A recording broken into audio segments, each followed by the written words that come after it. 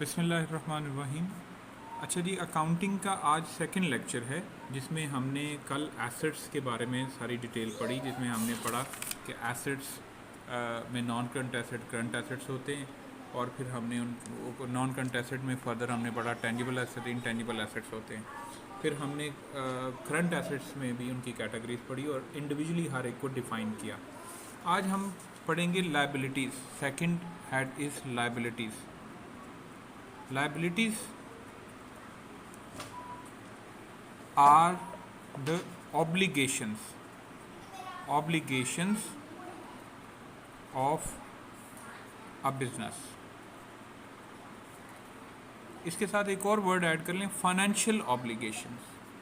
ये financial obligations होती हैं, जो भी फाइनेंशियल भी हो सकती हैं, नॉन फाइनेंशियल भी हो सकती हैं, लेकिन दीज आर द ऑब्लिगेशंस। अच्छा, उसके बाद लायबिलिटीज़ के अंदर भी कैटेगरीज हैं जिनमें हम करंट लायबिलिटीज़ होती हैं और नॉन करंट लायबिलिटीज़ होती हैं। करंट लायबिलिटीज़ में हमारी वो लायबिलिटीज़ हैं which need to be paid, which has to be paid within a year. और नॉन करंट लायबिलिटीज़ जो हैं, non current liabilities which has to be paid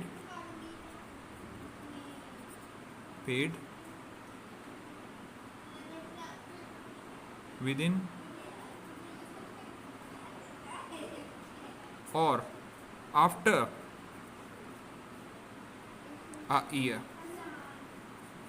that would be 2 or more years, like bank loans for 5 years, leasing a vehicle that means वो car हो सकती है, truck हो सकता है, mortgage,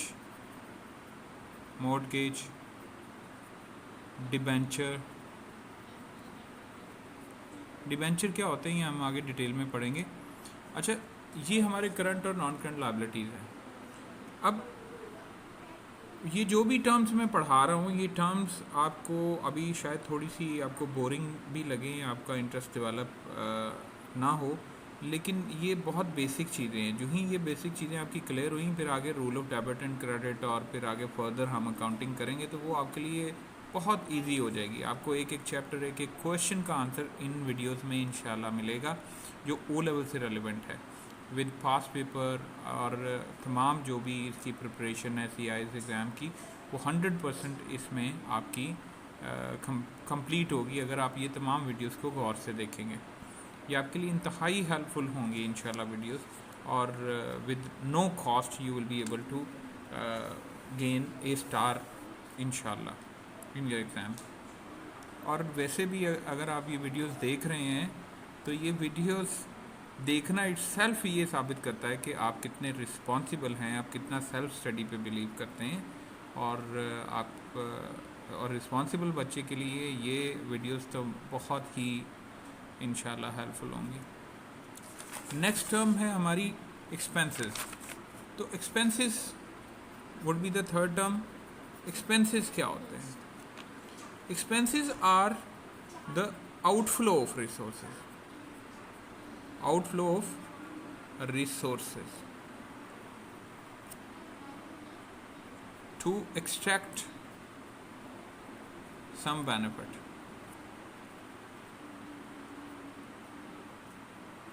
लाइक आप स्टेशनरी ख़रीदते हो, या आप बिज़नेस में इलेक्ट्रिसिटी बिल पे करते हो, तो आपने बिल पे किया इलेक्ट्रिसिटी को एंजॉय करने के लिए, तो आपने वो बेनिफिट एक्सट्रैक्ट किया और आपकी जेब से आउटफ्लो ऑफ रिसोर्सेज हुआ, यानी कैश आउट हुआ। तो अगर तो बेनिफिट आपने एक्सट्रैक्ट किया और वो benefit less than a year है, यानी अगर कोई बेनिफिट आपने यूज़ एंटरटेन किया, कोई भी बेनिफिट आपने एंटरटेन किया और वो बेनिफिट आपको लेस देन अ ईयर दे रहा है, बेनिफिट, यानी विद इन अ ईयर वो बेनिफिट आपका ख़त्म हो जाएगा, तो that will be your expense. That outflow of resources will be treated as expense. अगर कोई बेनिफिट आपको जो मिल रहा है, जैसे आप अभी एजुकेशन गेन कर रहे हैं, तो अगर एजुकेशन गेन करने में अगर आप कुछ पे करते हो, यानी आउटफ्लो ऑफ रिसोर्सेज होता है, तो एजुकेशन गेन करने का बेनिफिट लॉन्ग टर्म है।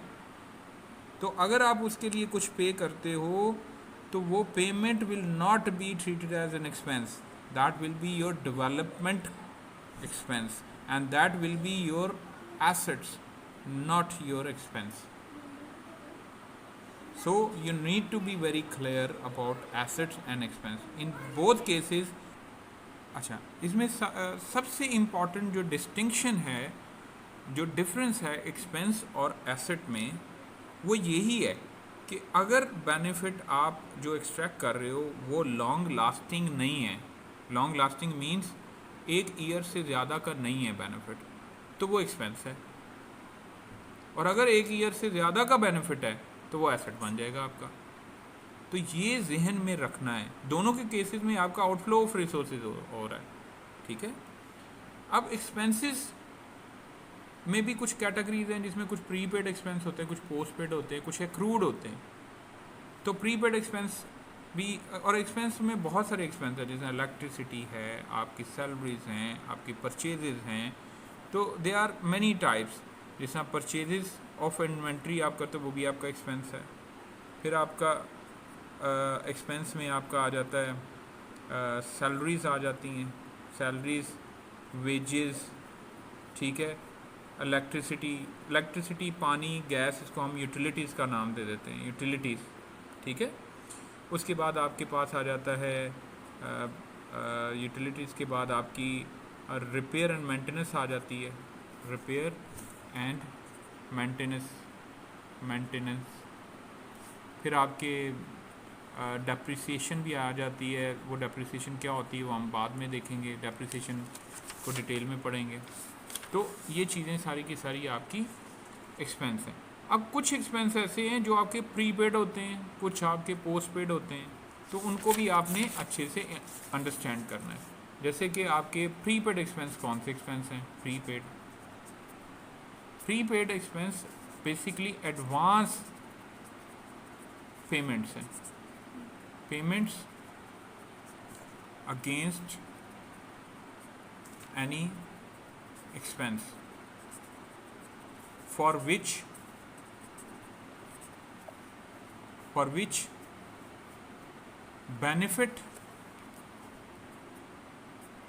benefit is not extracted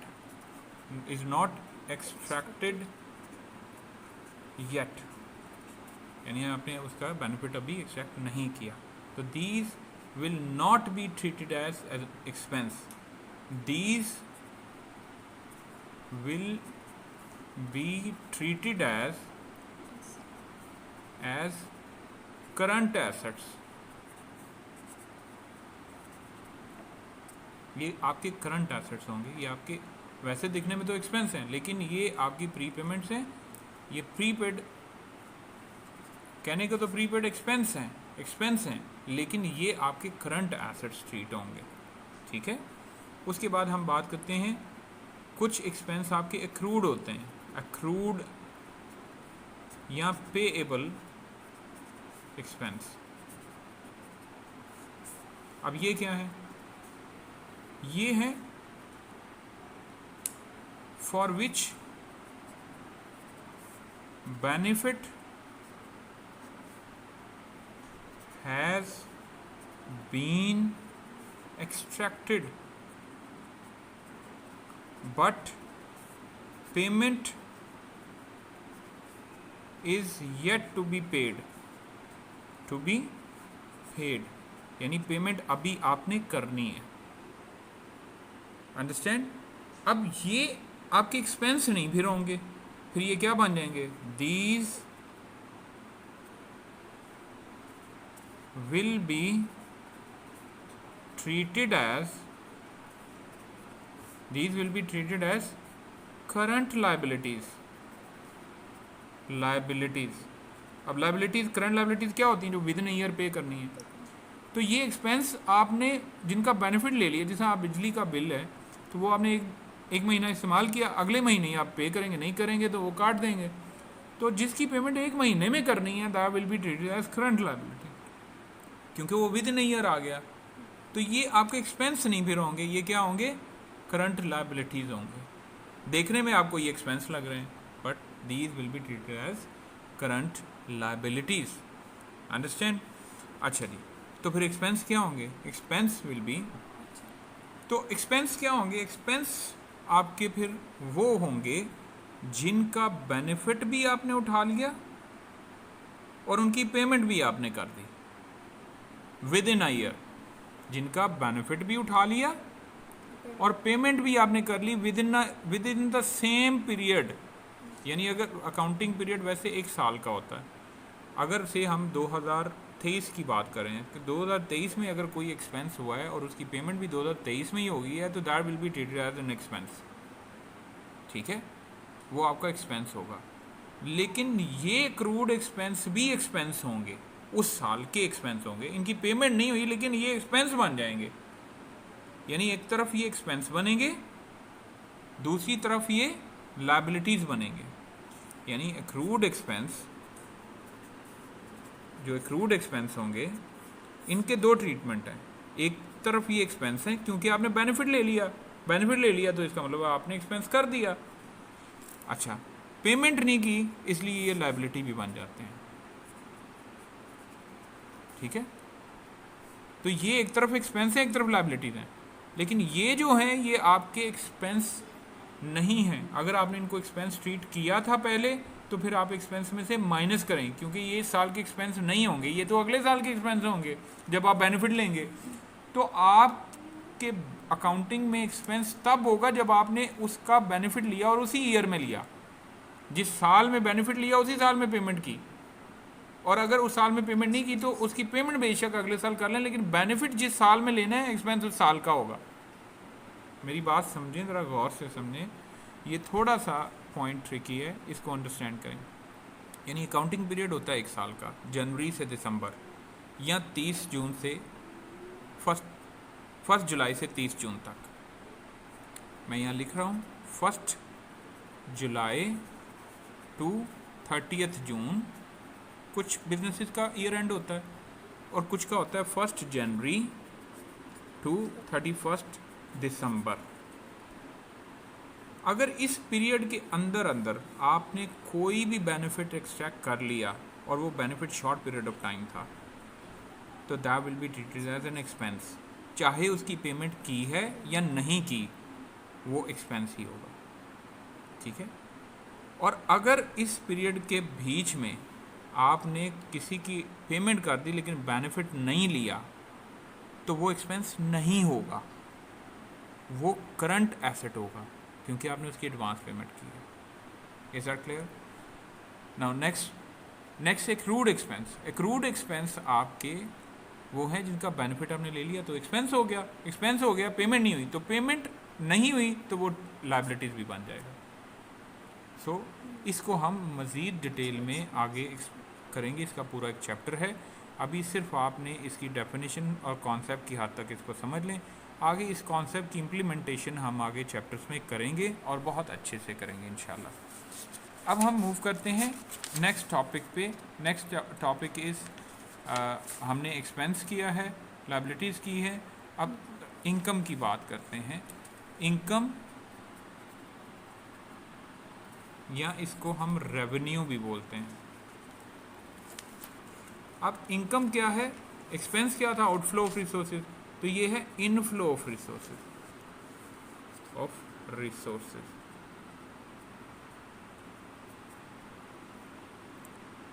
अब इनफ्लो ऑफ रिसोर्सेज है, ठीक है, तो इसका मतलब है inflow of resources against any products, sale of products और सर्विस। अच्छा, सर्विसेज, आपने कुछ, जिस तरह आउटफ्लो ऑफ रिसोर्सेज था अगेंस्ट बेनिफिट, यानी आप आउटफ्लो कर रहे हैं, किस वजह से कर रहे हैं, कोई बेनिफिट मिल रहा है। तो ये इनफ्लो ऑफ रिसोर्सेज है अगेंस्ट कोई प्रोडक्ट या सर्विस आप दे रहे हैं किसी को।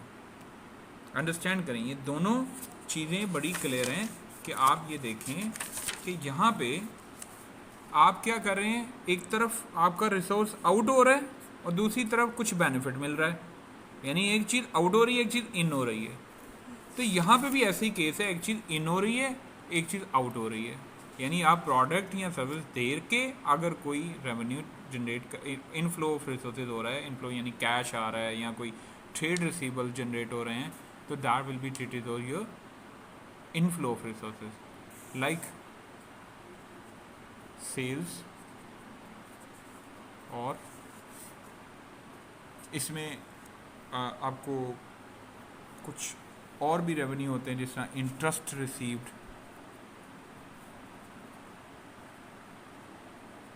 अब ये आपका डायरेक्ट रेवेन्यू नहीं है, ये आपका इनडायरेक्ट रेवेन्यू है। डायरेक्ट रेवेन्यू क्या होता है? डायरेक्ट रेवेन्यू वो होता है कि जिस काम का बिजनेस है उस काम से जो पैसा आ रहा है वो डायरेक्ट रेवेन्यू है। यानी अगर मैं गाड़ियों का बिजनेस करता हूँ तो गाड़ियों के लेन देन से यानी ट्रांजैक्शंस करने से जो रेवेन्यू आएगा, एक गाड़ी बेची उससे जो पैसे मिलेंगे, that will be treated as revenue.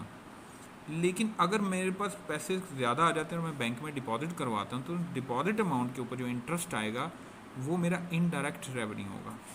तो रेवेन्यू में भी डायरेक्ट रेवेन्यू और indirect revenue. Direct revenue from the sales, sales किसकी? गुड्स की या सर्विस की। Indirect revenue other than sales, sales of goods and services. अब इनडायरेक्ट रेवेन्यू में मैंने आपको एग्जांपल दी इंटरेस्ट रिसीव की। कोई आप अपनी बिजनेस का प्रीमिसेस या कोई प्लेस या ऑफिस रेंट पे भी दे सकते हैं, तो उससे भी कोई रेवेन्यू आएगा, तो वो रेंट रिसीव्ड भी आपका रेवेन्यू होगा, रेंट रिसीव्ड। ठीक है, उसके बाद आप डिस्काउंट रिसीव भी हो सकता है, अगर आपको किसी सप्लायर ने डिस्काउंट दिया है तो वो भी आपका रेवेन्यू हो जाएगा, डिस्काउंट रिसीव भी हो सकता है। उसके अलावा आपने किसी के बिज़नेस में कोई इन्वेस्टमेंट की हुई थी, कोई शेयर्स कंपनी के ख़रीदे हुए थे, तो उससे आपको जो प्रॉफिट मिल रहा है उसको हम डिविडेंड बोलते हैं। तो डिविडेंड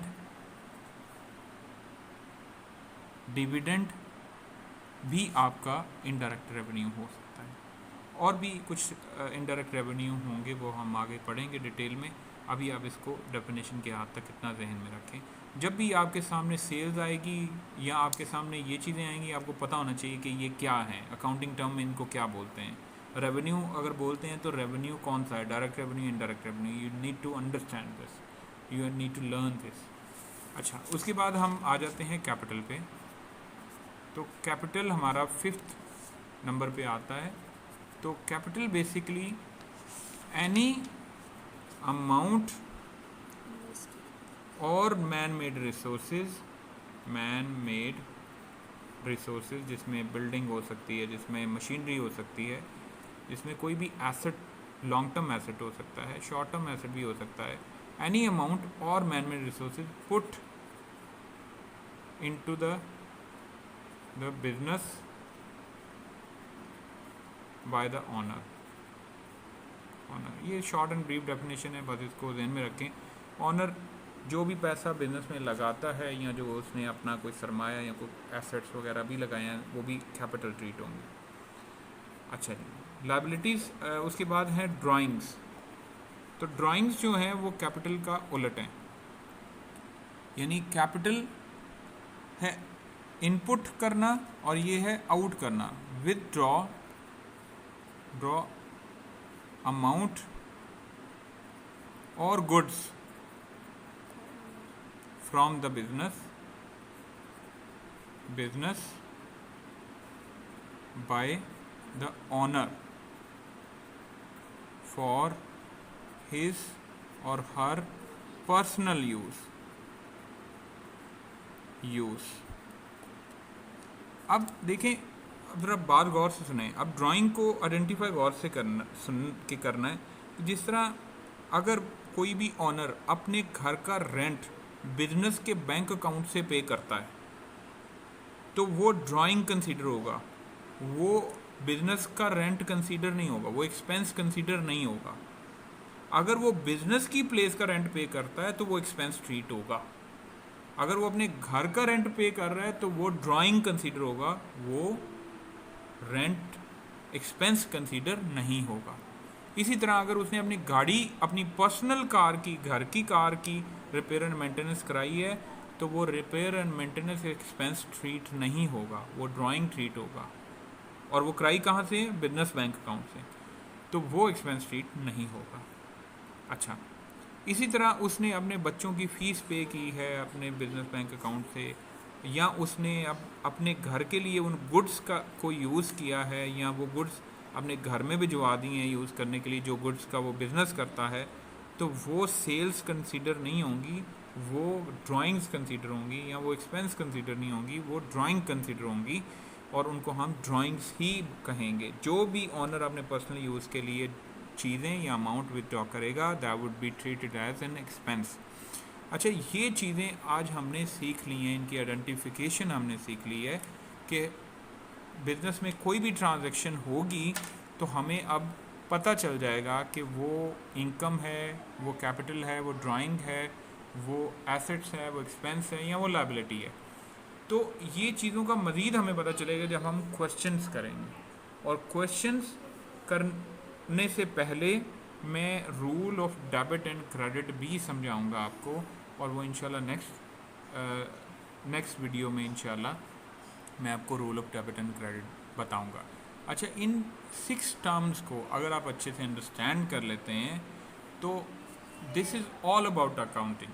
तो आप अकाउंटिंग की तमाम चीज़ों को बहुत ही आसानी के साथ, ये जितने भी लेक्चर हैं, अगर आप स्टेप बाय स्टेप अच्छे से इनको अंडरस्टैंड करते हैं तो इंशाल्लाह you will B expert in accounting. This is basically a beginner level accounting. ये कोई इतनी ओ लेवल्स की अकाउंटिंग, इतनी हाई फाई अकाउंटिंग नहीं है, ये आप आसानी से अंडरस्टैंड कर लेंगे। और इसमें अगर आपको इस लेक्चर में कोई भी प्रॉब्लम आए आप कमेंट में ज़रूर पूछ सकते हैं, अपने फीडबैक से ज़रूर आगाह करें। और thank you so much for watching, और अपना बहुत ख्याल रखें, दुआ में याद रखें। खुदा हाफिज़।